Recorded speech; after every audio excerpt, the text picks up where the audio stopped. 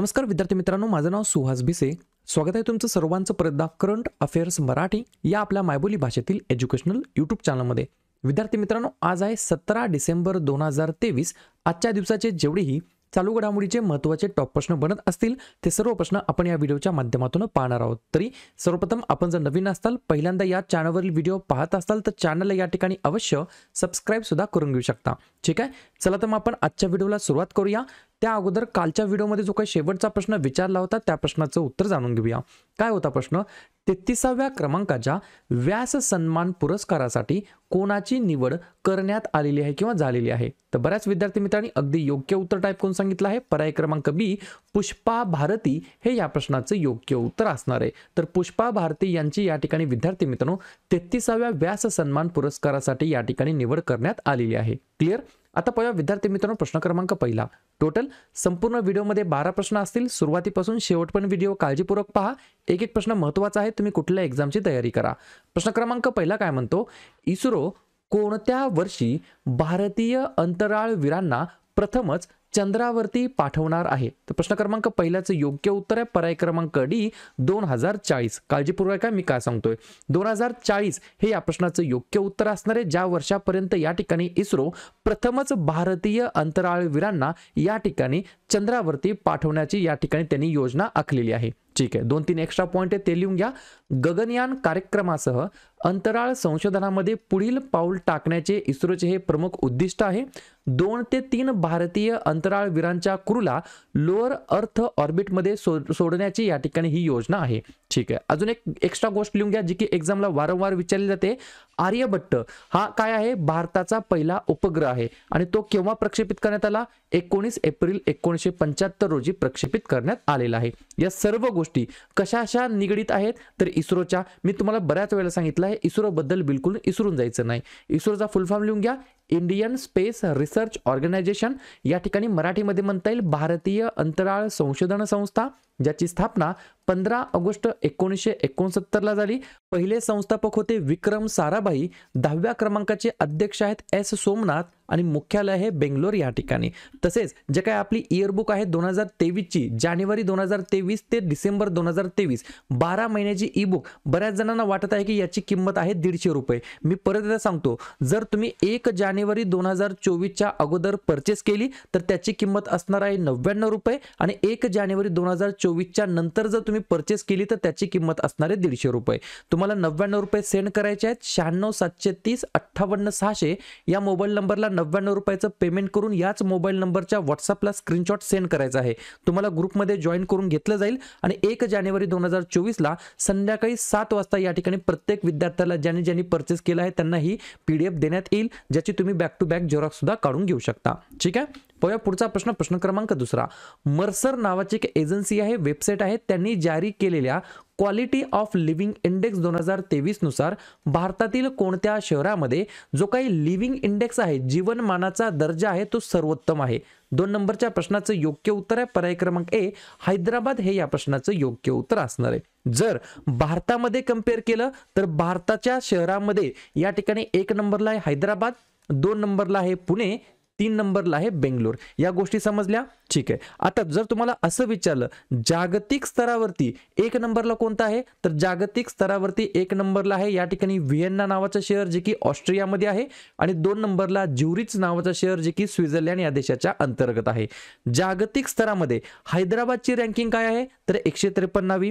पुण्याची रँकिंग काय आहे? 154वी आणि बेंगलोरची रँकिंग काय आहे? 156वी.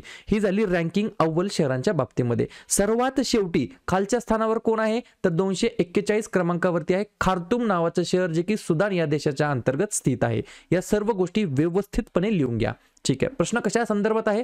महत्त्वाच्या निर्देशांकाबद्दल. तर लगेच वेगवेगळ्या निर्देशांकामध्ये भारताचा जो काही क्रमांक आहे, भारताचे जे काही स्थान आहे ते किती आहे त्याच्यावरती चर्चा करूया.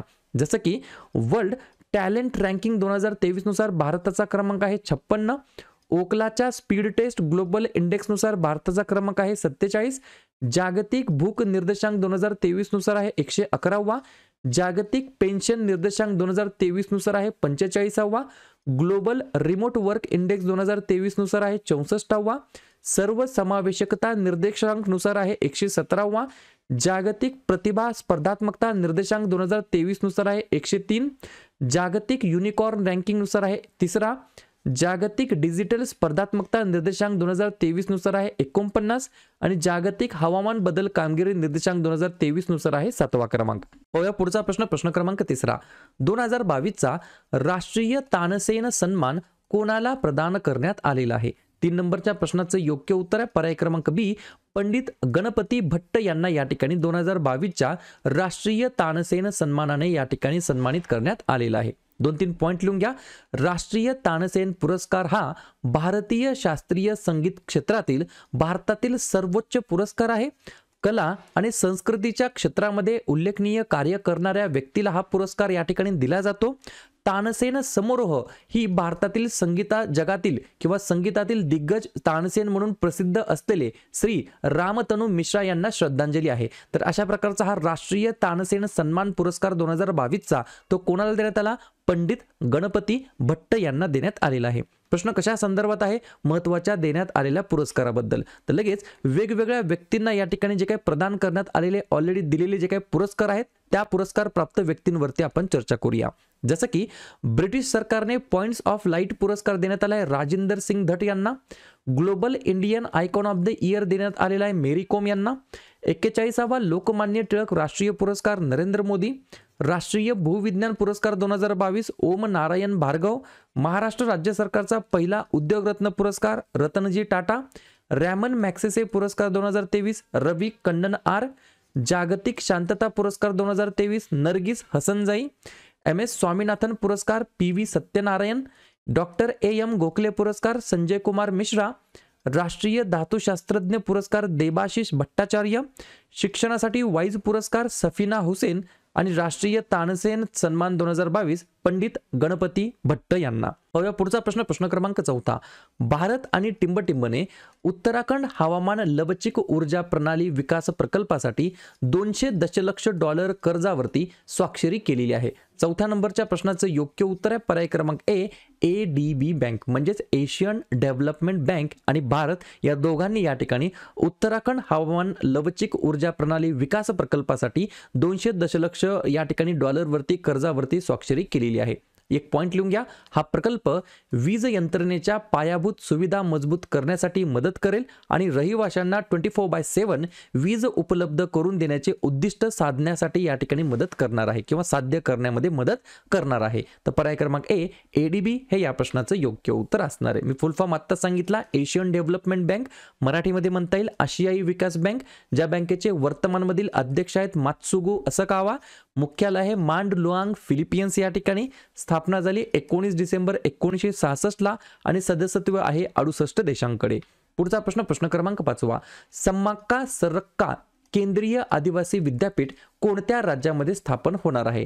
तर पर्याय क्रमांक डी, तेलंगणा हे या प्रश्नाचं योग्य उत्तर असणार आहे. तर तेलंगणा राज्याच्या अंतर्गत सम्माक्का सरक्का केंद्रीय आदिवासी विद्यापीठ हे काय आहे? ट्रायबल युनिव्हर्सिटी आहे. ही तुम्हाला गोष्ट लक्षात ठेवायची आहे. परीक्षेच्या दृष्टिकोनात हा प्रश्न महत्त्वाचा आहे. ठीक आहे. पाहूया पुढचा प्रश्न क्रमांक 6. कोणते शहर COP29 शिखर परिषदेचे आयोजन करणार आहे? पहा या ठिकाणी काळजीपूर्वक ऐका.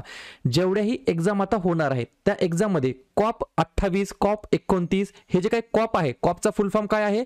Conference of parties. याच्याबद्दल तुम्हाला हमखास प्रश्न बघायला भेटणार आहे. 6व्या नंबरच्या प्रश्नाचं योग्य उत्तर आहे पर्याय क्रमांक सी, बाकू नावाचं एक शहर आहे अझरबैजानमध्ये. त्या ठिकाणी COP29 शिखर परिषदेचं आयोजन करण्यात येणार आहे. ठीक आहे. COPचा फुल फॉर्म तुम्हाला मी सांगितला कॉन्फरन्स ऑफ पार्टीज. त्याच्यानंतर तुम्हाला 3 गोष्टी लक्षात ठेवायच्या आहेत. COPची जी काही पहिली समिट झाली ती 1995 मध्ये झाली जर्मनी या ठिकाणी. COPची जी काही वर्तमानमधील 28वी परिषद आहे ती 2023 मध्ये होत आहे UAE या देशाच्या अंतर्गत. आणि COPची जी 33वी परिषद आहे ती 2028 मध्ये आपल्या प्यारा भारतामध्ये आयोजित करण्यात आलेली आहे. पाहूया पुढचा प्रश्न क्रमांक 7. भारतीय प्रवाशांना विजा मुक्त प्रवेश देणारा 5व्या क्रमांकाचा देश कोणता ठरलेला आहे? 7व्या नंबरच्या प्रश्नाचं योग्य उत्तर आहे पर्याय क्रमांक बी, इराण हे या प्रश्नाचं योग्य उत्तर असणार आहे. काळजीपूर्वक ऐका. भारतीय प्रवाशांना, इंडियन ट्रॅव्हल्सला या ठिकाणी विजा मुक्त प्रवेश देणारा 5व्या क्रमांकाचा देश ठरलेला आहे इराण देश. मग पहिले 4 कोणते आहेत तर त्याच्यावरती सुद्धा तुम्हाला लक्ष ठेवायचं आहे. तर पहिला देश आहे मलेशिया, दुसरा आहे श्रीलंका, तिसरा आहे थायलंड आणि चौथा आहे व्हिएतनाम. या 4 देशासकट आता इराणने सुद्धा या ठिकाणी भारतीय प्रवाशांना विजामुक्त प्रवेशाची परवानगी दिलेली आहे. याचा मागचा उद्देश काय आहे तर पर्यटन क्षेत्राला चालना देण्यासाठी आणि आर्थिक विकासाला चालना देण्यासाठी हे पाऊल उचलण्यात आलेलं आहे. ठीक आहे. तर पर्याय क्रमांक बी, इराण हे या प्रश्नाचं योग्य उत्तर असणार आहे. इराण बद्दल आपण लगेच चर्चा करूया. अध्यक्ष आहेत इब्राहिम रायसी, राजधानी आहे तेहरान, चलन आहे इराणी रियाल आणि भाषा वापरली जाते पर्शियन. पाहूया पुढचा प्रश्न. प्रश्न क्रमांक 8. भारत कोणत्या देशासोबतच्या संयुक्त वित्त यंत्रणेच्या मदतीने 2027 पर्यंत 50,000 इलेक्ट्रिक बस रस्त्यावरती उतरवण्याचे उद्दिष्ट ठेवत आहे? 8व्या नंबरच्या प्रश्नाचं योग्य उत्तर आहे पर्याय क्रमांक ए, युनायटेड स्टेट्स ऑफ अमेरिका हे या प्रश्नाचं योग्य उत्तर असणार आहे. भारतामध्ये वर्तमानमध्ये बघितलं तर जवळपास 12,000च्या जवळपास ई बस कार्यरत आहेत, म्हणजेच ऑपरेशनल आहेत. आता या ठिकाणी 2027 पर्यंत 50,000 इलेक्ट्रिक बस अजून या ठिकाणी रस्त्यावरती उतरवण्याचं जे काही एम आहे ते या ठिकाणी भारत ठेवत आहे अमेरिका या देशासोबतच्या संयुक्त वित्त संयंत्रणेच्या मदतीने. पाहूया पुढचा प्रश्न. प्रश्न क्रमांक 9. कोणत्या राज्याच्या मुख्यमंत्र्यांनी भगवंत मान सरकार तुहाडे द्वार योजना सुरू केलेली आहे? भगवंत मान याच्यावरून तुम्हाला लगेच लक्षात आलं पाहिजे पर्याय क्रमांक डी, पंजाब हे या प्रश्नाचं योग्य उत्तर असणार आहे. जसं या ठिकाणी आपल्या राज्यामध्ये होतं सरकार आपल्या दारी, तशाच प्रकारे भगवंत मान सरकार तुहाडे द्वार म्हणजे तुमच्या दारी आपल्या दारी म्हटलं तरी काय हरकत नाही. 9व्या प्रश्नाचं योग्य उत्तर आहे पर्याय क्रमांक डी, पंजाब. ठीक आहे. या योजनेचा मागचा उद्देश काय आहे तर नागरिक केंद्रित सेवा लोकांच्या दारामध्ये पोहोचवण्याचा उद्देश आहे.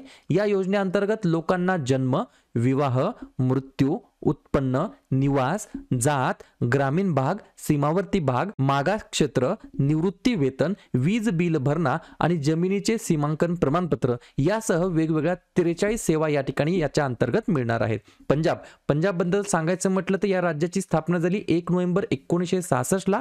मुख्यमंत्री आहेत भगवंत मान, राज्यपाल आहेत बनवारीलाल पुरोहित आणि राजधानी आहे चंदीगड. एकच महत्वाचं धरण आहे भाकरा नांगल असं त्याचं नाव आहे. ठीक आहे. पाहूया पुढचा प्रश्न. प्रश्न क्रमांक 10. कोणते राज्य सरकार राज्यातील सर्व जिल्ह्यांमध्ये पीएम कॉलेज ऑफ एक्सलन्स स्थापन करणार आहे? 10व्या नंबरच्या प्रश्नाचं योग्य उत्तर आहे पर्याय क्रमांक सी, मध्य प्रदेश हे या प्रश्नाचं योग्य उत्तर असणार आहे. ज्या राज्याच्या अंतर्गत त्या राज्यामध्ये सर्व जिल्ह्यांमध्ये पीएम कॉलेज ऑफ एक्सलन्स स्थापन करण्याची घोषणा केलेली आहे. जाता जाता आपण मध्य प्रदेश बद्दल सुद्धा रिव्हिजन टाकूया. या राज्याची स्थापना झाली 1 नोव्हेंबर 1956 ला. मुख्यमंत्री आहेत मोहन यादव, राज्यपाल आहेत मंगूबाई छगनभाई पटेल आणि राजधानी आहे भोपाळ. 8 महत्वाचे राष्ट्रीय उद्यान आहेत बंधवगड, कान्हा, पेंच, संजय, सातपुरा, पन्ना, वनविहार आणि कुनो आणि 4 महत्वाचे धरण आहेत गांधीसागर, बनसागर, बारगी आणि बारणा. पाहूया पुढचा प्रश्न. प्रश्न क्रमांक 11. संयुक्त राष्ट्रांच्या अहवालानुसार 2023 मध्ये कोणता देश अफगाणिस्तान देशाला मागे टाकून जगातील सर्वात मोठा अफूचा या ठिकाणी स्रोत बनलेला आहे? तर पर्याय क्रमांक बी, म्यानमार हे या प्रश्नाचं योग्य उत्तर असणार आहे. अशा प्रकारे शेवटचा प्रश्न. प्रश्न क्रमांक 12. अनुराग सिंग ठाकूर यांनी प्रथम खेलो इंडिया पॅरागेमचे उद्घाटन कोठे केलेले आहे? 12व्या नंबरच्या प्रश्नाचं योग्य उत्तर आहे पर्याय क्रमांक ए, नवी दिल्ली हे या प्रश्नाचं योग्य उत्तर असणार आहे. प्रश्न का महत्वाचा आहे तर खेलो इंडिया पॅरा गेमची ही पहिलीच आवृत्ती असणार आहे, त्याच्यामुळे हा प्रश्न परीक्षेच्या दृष्टिकोनातून अत्यंत महत्वाचा ठरणार आहे, ज्याचं उद्घाटन अनुराग सिंग ठाकूर यांनी नवी दिल्ली अंतर्गत करण्यात आलेलं आहे. क्लिअर. तर अशा प्रकारे विद्यार्थी मित्रांनो हे होते आजचे 12 प्रश्न. उपक्रम कंटेंट हा जो काही प्रयत्न आम्ही सुरू केला आहे मराठी भाषेमध्ये मराठी विद्यार्थींसाठी कसा वाटतो नक्कीच कमेंट करत चला. आणि या ठिकाणी तुमच्यासाठीचा आजचा खास प्रश्न, हवामान बदल निर्देशांक 2023 मध्ये भारताचा क्रमांक काय आहे? 5वा, 4था, 3रा की 7वा? तर ज्या पण विद्यार्थ्यांना या प्रश्नाचं योग्य उत्तर येत असेल त्या प्रश्नाचं उत्तर तुम्ही कमेंट बॉक्समध्ये बिंदासपणे टाईप करून सांगा. या प्रश्नाचं उत्तर चुकू द्या, बरोबर येऊ द्या, काहीच हरकत नाही, परंतु ट्राय करणं, प्रयत्न करणं हे सर्वात जास्त महत्त्वाचं आहे. आणि दुसऱ्या दिवशी येऊन आपण दिलेल्या प्रश्नाचं उत्तर हे बरोबर आले की चुकलं हे दुसऱ्या दिवशी येऊन चेक करणं, तपासणं हे देखील तितकंच जास्ती महत्त्वाचं सुद्धा आहे. तर लगेच डिसेंबर महिन्यातील जे काही महत्त्वाचे दिवस आहेत त्याच्यावरती आपण चर्चा करूया. काळजीपूर्वक ऐका. 1 डिसेंबरला असतो जागतिक एड्स दिवस, 2 डिसेंबरला असतात राष्ट्रीय प्रदूषण नियंत्रण दिवस, गुलामगिरीच्या निर्मूलनासाठी आंतरराष्ट्रीय दिवस आणि जागतिक संगणक साक्षरता दिवस. त्यानंतर 3 डिसेंबरला असतो जागतिक दिव्यांग दिवस आणि राष्ट्रीय वकील दिवस. 4 डिसेंबर भारतीय नौदल दिवस आणि आंतरराष्ट्रीय चित्ता दिवस. त्याच्यानंतर 5 डिसेंबर आंतरराष्ट्रीय स्वयंसेवक दिवस आणि जागतिक माती दिवस. 6 डिसेंबर डॉक्टर बाबासाहेब आंबेडकर यांची पुण्यतिथी. 7 डिसेंबर सशस्त्र सेना ध्वज दिवस, आंतरराष्ट्रीय नागरी विमान वाहतूक दिवस. 9 डिसेंबर आंतरराष्ट्रीय भ्रष्टाचार विरोधी दिवस. 10 डिसेंबर मानवी हक्क दिवस आणि अल्फ्रेड नोबेल यांची पुण्यतिथी. 11 डिसेंबर आंतरराष्ट्रीय पर्वत दिवस आणि युनिसेफ दिवस. 14 डिसेंबर राष्ट्रीय ऊर्जा संवर्धन दिवस. 16 डिसेंबर विजय दिवस. 18 डिसेंबर भारतातील अल्पसंख्याक हक्क दिवस. 19 डिसेंबर गोवा मुक्ती दिवस. 20 डिसेंबर आंतरराष्ट्रीय मानव एकता दिवस. 22 डिसेंबर राष्ट्रीय गणित दिवस. 23 डिसेंबर किसान दिवस. 24 डिसेंबर राष्ट्रीय ग्राहक हक्क दिवस आणि 25 डिसेंबर सुशासन दिवस भारतामध्ये साजरा केला जातो. क्लिअर? तर विद्यार्थी मित्रांनो, टेलिग्राम चॅनलला नक्की जॉईन व्हा, जेणेकरून तुम्हाला दररोजच्या क्लासेसच्या लिंक आणि दररोजच्या क्लासेसच्या महत्त्वाच्या PDF तुम्हाला लगेच भेटून जाईल. या ठिकाणी टेलिग्राम चॅनलची लिंक डिस्क्रिप्शन बॉक्समध्ये दिलेली आहे, त्याला क्लिक करा आणि टेलिग्राम चॅनलला तुम्ही नक्की जॉईन व्हा. ठीक आहे. या ठिकाणी विद्यार्थी मित्रांनो, शेवटी एवढंच बोलेल की व्हिडिओ जर आवडला तर व्हिडिओला एक फक्त लाईक करा. तुमचे जे पण मित्रमैत्रिणी असतील त्यांच्यापर्यंत हा व्हिडिओ शेअर करा. आणि जर तुम्हाला काही मला सांगायचं असेल, सुचवायचं असेल तर बिनधास्तपणे तुम्ही कमेंट करून मला सांगू शकता. आणि या ठिकाणी चॅनलला अजूनही सबस्क्राईब नसेल केलं तर चॅनलला तुम्ही लगेच सबस्क्राईब करून घ्या, जेणेकरून जेवढेही अभ्यासाचे व्हिडिओ असतील त्या सर्व अभ्यासाच्या व्हिडिओचं नोटिफिकेशन तुम्हाला सर्वात अगोदर भेटून जाईल. ठीक आहे. आता भेटूया उद्या सकाळच्या 7 वाजताच्या भागामध्ये. तोपर्यंत धन्यवाद.